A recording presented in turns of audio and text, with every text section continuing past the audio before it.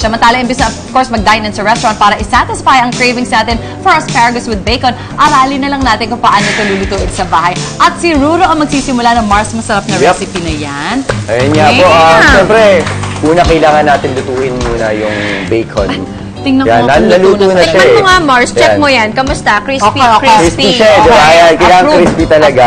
Okay. Tapos ngayon, lulutuin natin ngayon yung asparagus. Okay. So, kailangan lang yung mantika natin, 1 tablespoon. So, asan dito yung ano po? Actually, naka-on na yun Naka-on na po. Naka-on. So, dito na lang po natin lulutuin. Yan. Papainitin po natin yan. Okay. Tapos, tsaka po natin lalagay ito. Ikaw dati may nagluluto ka ba?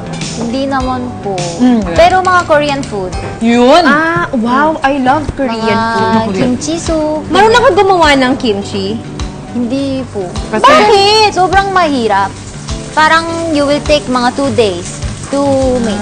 Sinong marunong mommy mo? Mami, tsaka grandmother, lola. So, pag mag-aasawa ka na, ituturo nila sa'yo? Oo. Ganun yung tradition nyo?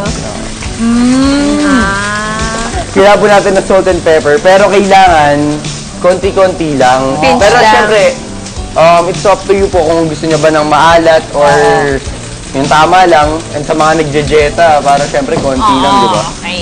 So, ayun po. Nag-effort sa asin, pero may bacon, ha?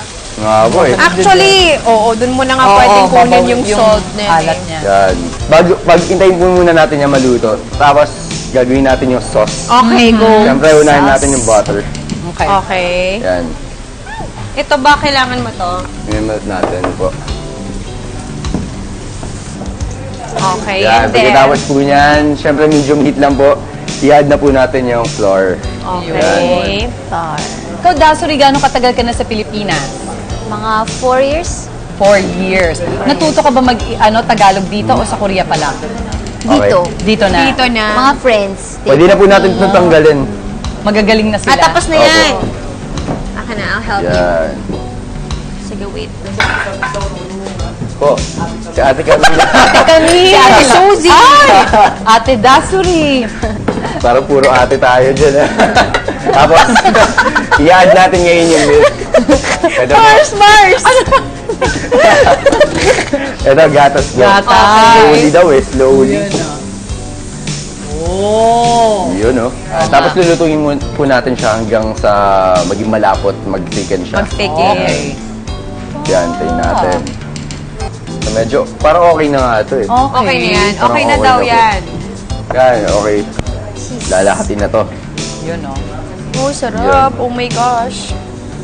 There's butter, there's cheese, there's milk, there's Grabe. salt and pepper. Oh, yeah. Tapos, Parang gusto na yung okay para sa atin dito. Well, yun daw yung pang-balance. Tama. Mix lang, Balance mix lifestyle lang. tayo. tutunawin po natin yung cheese. Kamusta ka naman dyan? Ito na po. Parang almost Tutunawin. okay ka na. Yan. Okay na po ito, no? Parang okay na medyo Yan. chunky.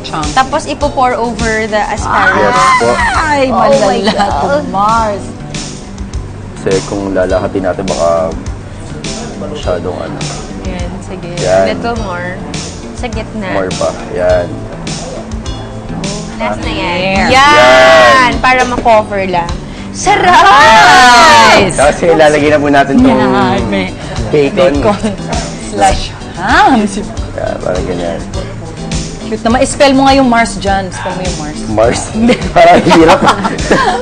Challenge! Mas magaling ba ito? Correct! Ayan. Yan. Side Pwede rin dish. side dish. Oo Pwede nga. rin. Yun, ay. Looks so good. Uy pa yan. Yan. Oh, nice! Cute!